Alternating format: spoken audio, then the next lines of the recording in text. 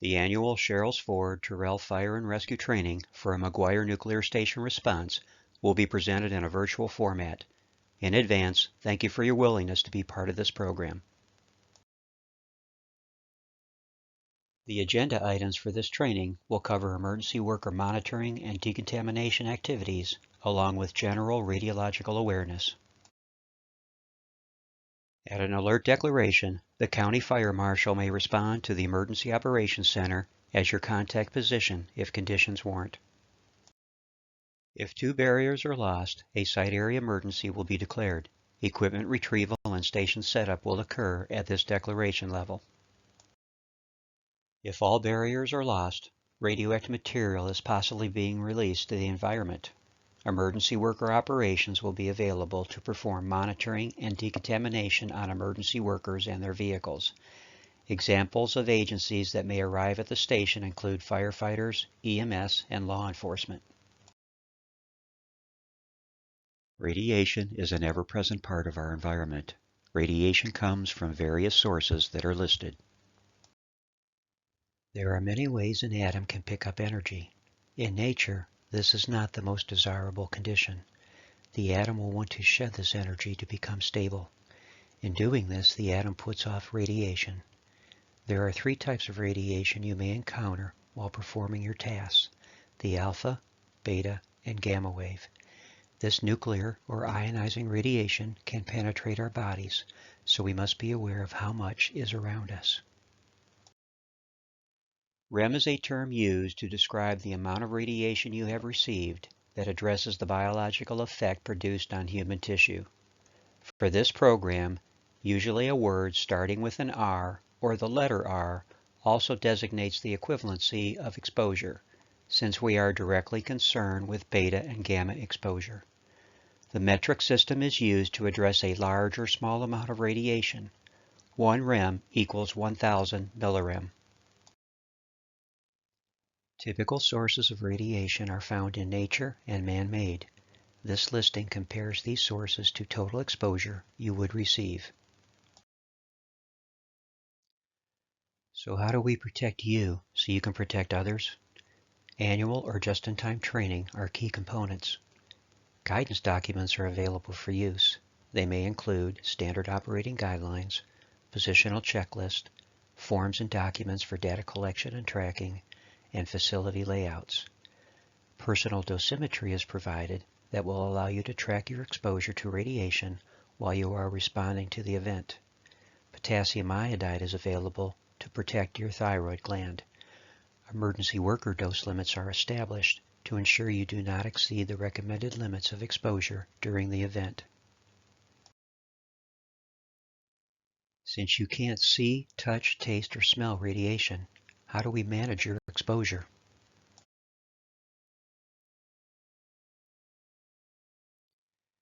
Two types of dosimeter will be provided to you for any type of response. Both will measure your exposure for the entire event.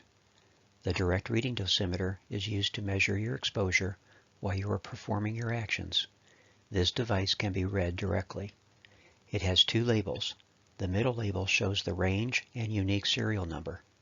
The other label informs the user of the calibration due date. The permanent record dosimeter is used to measure your exposure for the whole event. This device has the required information needed for documentation on the front of the dosimeter.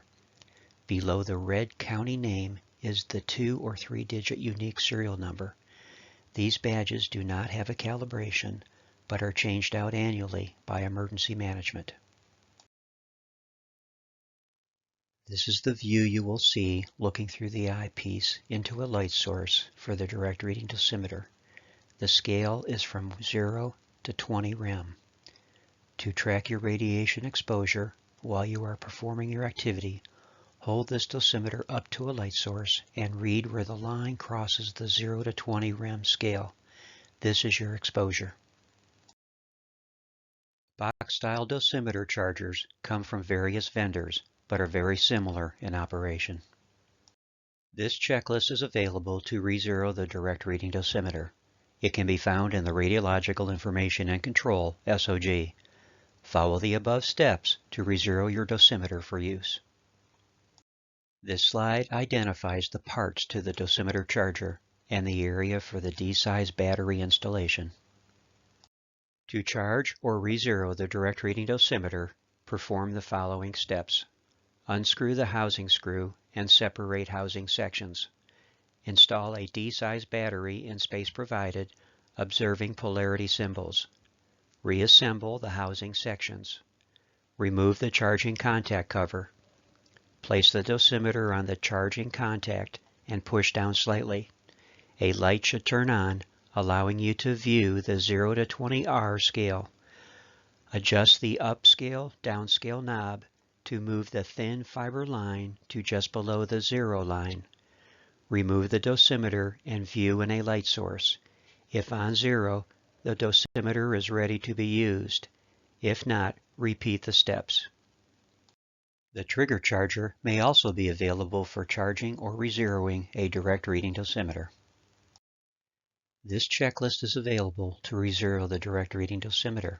It can be found in the Radiological Information and Control SOG. Follow the above steps to re-zero your dosimeter for use. To zero your direct reading dosimeter, place the DRD into the charger by squeezing the charger's trigger and inserting the bottom of the DRD into the metal contacts of the charger. With the trigger still squeezed, lift up on the clamp and push it in so that it sits tight against the dosimeter. Then release the trigger. Point the dosimeter towards a strong source of light and hold the clip end up to your eye to read where the line is on the scale. If the line is not on 0, squeeze the lever as many times as necessary to move the line back towards 0. If there is no line present when viewing, it means that the line is off scale. By squeezing the lever several times, the line will again appear on the scale where it can be set to 0. If the line on the scale is below 0, press the small black DC button and the line will move back towards 0. Once the dosimeter has been zeroed, squeeze the trigger to release it. Be sure to recheck the dosimeter immediately after it has been removed from the charger to ensure the line has not moved.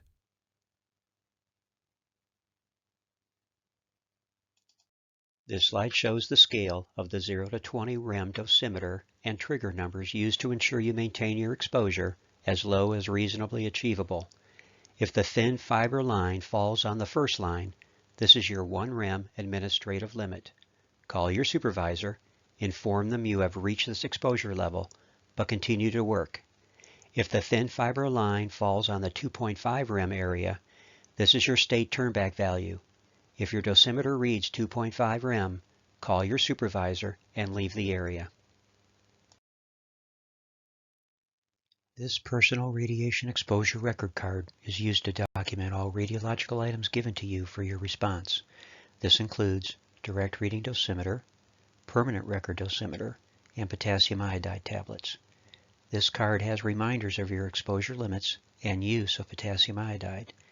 This card remains with you at all times. You will be asked to read your direct reading dosimeter every 15 to 30 minutes to verify your exposure. This is the card used to document the exposure. This shows how to fill out and document information throughout the event.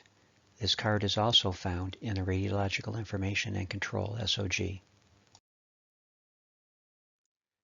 Potassium iodide, or Ki, is used to block the uptake of radioactive iodine to the thyroid gland. If ingested early in the release of the radioactive iodine, the dose to the thyroid gland will be reduced, thus reducing the chance of thyroid cancer later on in life. Each adult would take 2 tablets a day for 10 days or as directed by the state or county health director.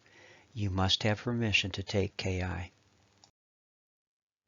Although Ki is an over-the-counter drug, one must be aware of the side effects.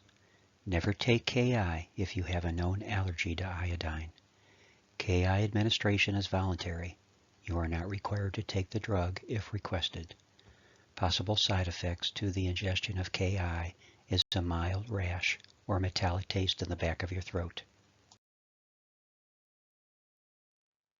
Radioactive materials that emit radiation are said to be radioactive. Radioactive material in an unwanted area is called contamination. Remember, contamination acts just like wet paint on hands. It is easily transferred to another surface. There are two ways we find contamination: the Ludlam Model 26 handheld survey meter and the Ludlam Model 52 portal monitor. The Ludlam Model 26 handheld contamination survey meter is used to detect contamination on small surface areas. Use this checklist to prepare the meter for use. The following video will show the setup of the meter. Be aware that only the first mode of operation is used. Remember not to press the red button while the meter is turned on.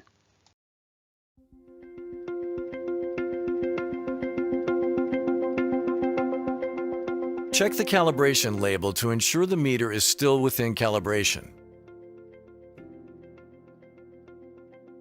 Open the handle of the meter and insert two AA batteries. The meter will automatically power up. Replace the cover and remove the plastic cap covering the back of the meter. If needed or desired, you can mute the volume at any time by pressing the green button. To restore the sound, press the green button again. Locate the calibration label on the side and identify the range of reading. The Ludlam 26 has three modes: normal mode, which is the default mode for measuring the current count rate; max mode, which displays the peak level recorded since the meter was turned on; and the count mode, which uses a 1-minute timer to determine the exact counts in a 1-minute period of time. Ensure the Ludlam 26 is in the normal mode for the pre-deployment operational check. Confirm that the check source is the correct one for that meter. Then hold the Ludlam 26 against the check source and watch the count rise. Once the rate levels off, compare the reading against the calibration label if it falls within the range. Cover the end of the meter with a plastic bag and secure it with a rubber band.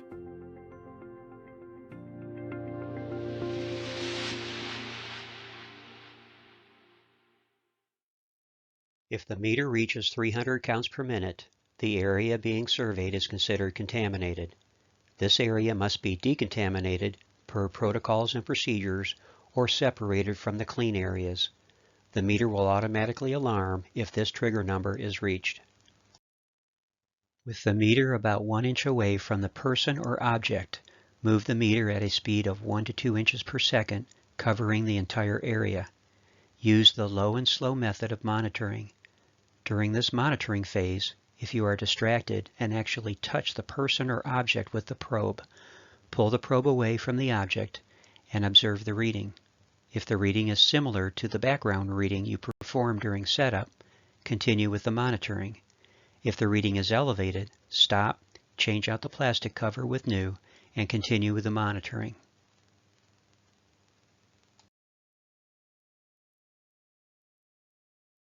If it takes 4 to 5 minutes to survey an average-sized person, how do we survey a large number of emergency workers in a reduced amount of time? The facility is equipped with one portal monitor. Use the setup and operational checklist to prepare the portal monitor for use in the field. This is the checklist used to set up the monitor. One short video will describe the setup of the portal monitor.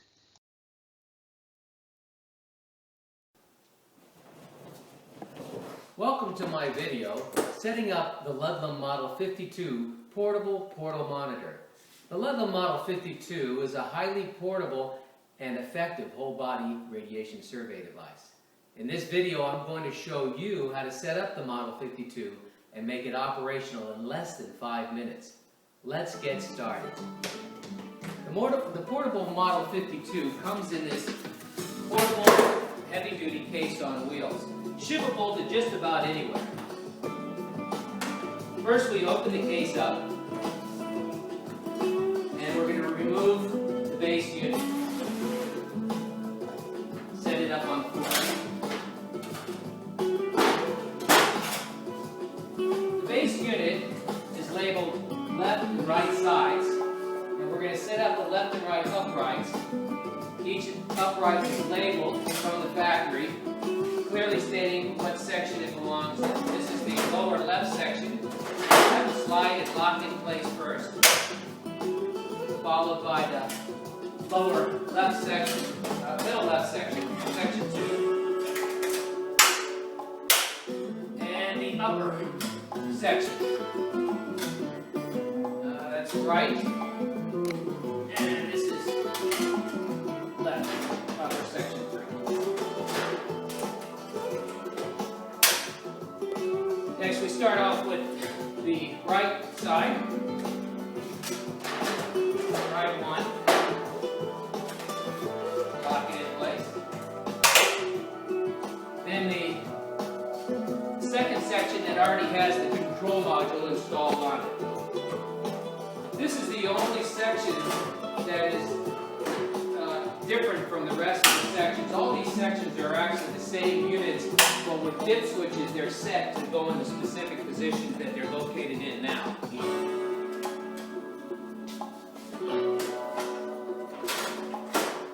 Once both uprights are complete, the top section will go on. The top section can go in either direction, so we don't need to worry about its orientation. Just slide it in at the top on both sides.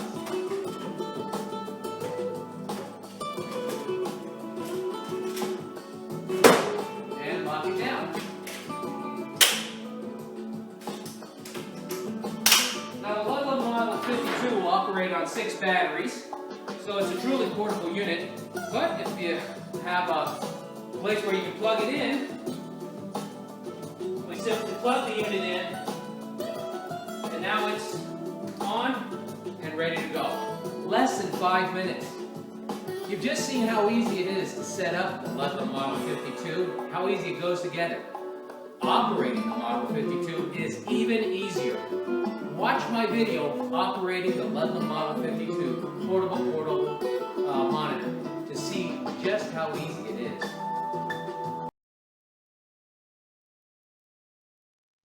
This is the checklist used for a response check of the portal monitor.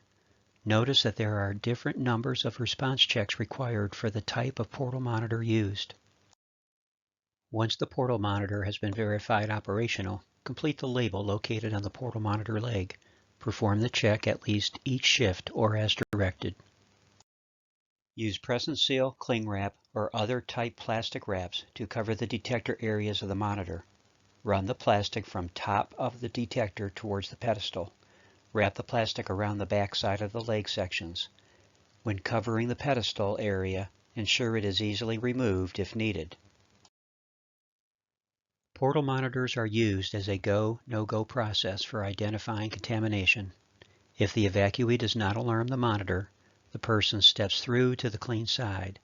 If the evacuee alarms the monitor, the person steps back out of the monitor and is directed to further monitoring and decontamination. So what are we asking you to do for a response to a nuclear event? There are many agencies responding to this type of an event in various capacities, such as waterway clearing, traffic control, and patient care. If there is a known or suspect release of radioactive material while the agencies were performing their actions, they may have received exposure and become contaminated. Before they are dispatched back into the field for other responses, these agencies will arrive at the headquarters and be monitored and, if needed, decontaminated before returning to service.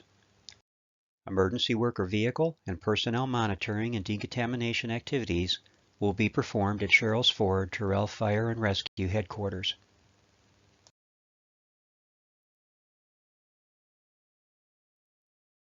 This shows the overall flow of vehicles and emergency worker processing. Area 1 is an area inside the station used for the incident command post, staging, and preparation area. This includes dosimetry issuance, pre-job briefing, and dress out. Each layout shown has a large laminated document for ease in reading the detail. The legend will help in identifying what each symbol represents. Signage is available to assist emergency workers and their vehicles in the direction they need to travel for specific activities.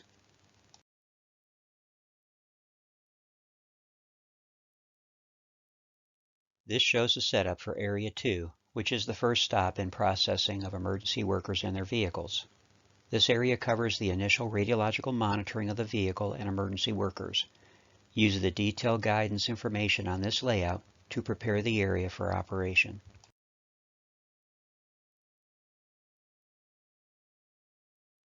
This shows the setup for Area 3, which is the second stop in the processing of emergency workers and their vehicles if found to be contaminated. This area covers the decontamination and remonitoring of the vehicle, along with directing the emergency workers to the portal monitor area. Use the detailed guidance information on this layout to prepare the area for operation.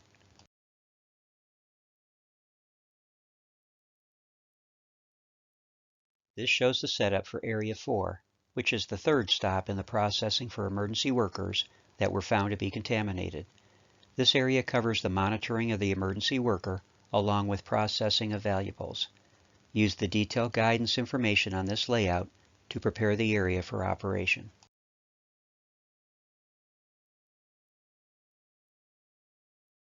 This shows the setup for Area 5, which is the fourth stop in the processing for emergency workers that were found to be contaminated. This area covers the removal of clothing and valuables, decontamination and remonitoring of the emergency worker, and redress using modesty garments. Use the detailed guidance information on this layout to prepare the area for operation. All radiological equipment and dosimetry must be prepared and assigned if needed prior to use. This positional record form is used to track emergency workers in the field.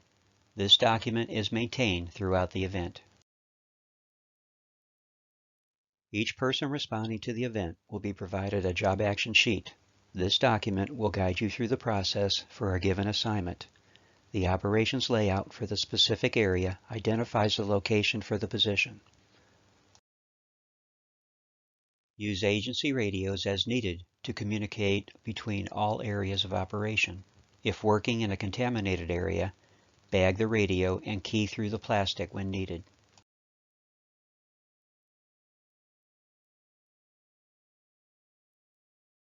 This dress out is used when you need to enter a contaminated area but are not performing any work activities.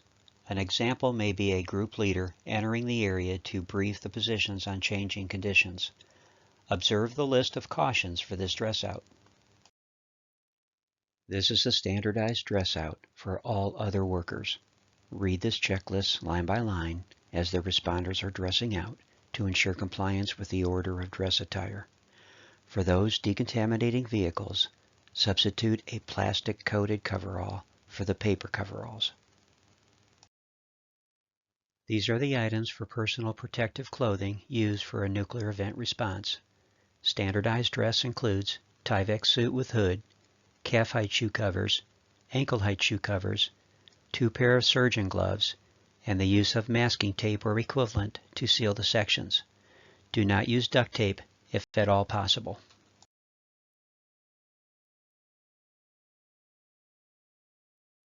This layout shows the overall processing of emergency workers and their vehicles, designating areas of operation.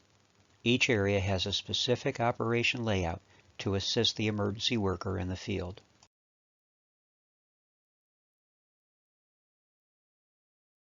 This shows the operation flow for Area 2, which is the first stop in the processing of emergency workers and their vehicle.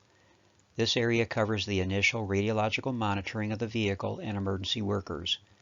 Use the detailed guidance information on this layout and your job action sheet to perform response activities. This shows the operation flow for Area 2, which is the first stop in the processing of emergency workers and their vehicles. This area covers the initial radiological monitoring of the vehicle and emergency workers. Use the detailed guidance information on this layout and your job action sheet to perform response activities. There are 4 designated positions for processing emergency workers and their vehicles as they arrive at the facility. This is a brief list of actions for each position. The greeter position receives the emergency worker and vehicle, asks a few questions to see if they are suspect for having contamination, and guides the other positions through the process. The initial monitoring team surveys the driver and occupants, along with the vehicle, to identify amount and location of contamination, if any. The technical recorder documents all information that will be used throughout the process. A vehicle guidance position is used to direct vehicles throughout the processing. Once again, follow your job action sheets. These are the forms and guidance documents used to obtain specific information or direct the flow of response activities. Once again, use your job action sheets along with the above documentation.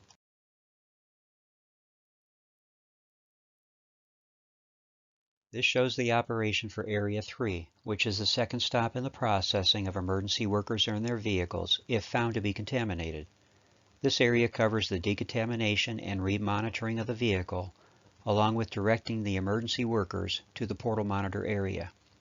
Use the detailed guidance information on this layout along with your job action sheet to perform operations activities. There are 4 designated positions for decontaminating vehicles. This is a brief list of actions. The Vehicle Decontamination Team decontaminates the vehicle based on the survey taken at Area 2. The Vehicle Monitor resurveys the vehicle to ensure contamination has been removed. The Technical Recorder directs the vehicle occupants to the portal monitor area and updates all documentation throughout the process for this area. The vehicle driver will move the vehicle to reduce a bottleneck of this area. Once again, follow your job action sheets. These are the forms and guidance documents used to obtain specific information or direct the flow of response activities. Once again, use your job action sheets along with the above documentation.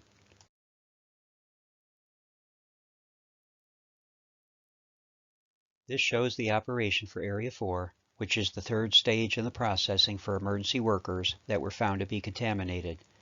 This area covers the monitoring of the emergency worker along with processing of valuables. Use the detailed guidance information on this layout along with your job action sheet to perform operation activities. There are 3 designated positions for processing emergency workers and their valuables. This is a brief list of actions. The portal monitor operator directs the emergency worker into the portal monitor. If clean, the emergency worker is directed through the portal monitor to the vehicle waiting area. If contaminated, the emergency worker backs out of the portal monitor and is directed to the decontamination area. The valuables processor processes valuables that are removed from the emergency worker during the decontamination process. The technical recorder manages all documentation. Once again, follow your job action sheets. These are the forms and guidance documents used to obtain specific information or direct the flow of response activities. Once again, use your job action sheets along with the above documentation.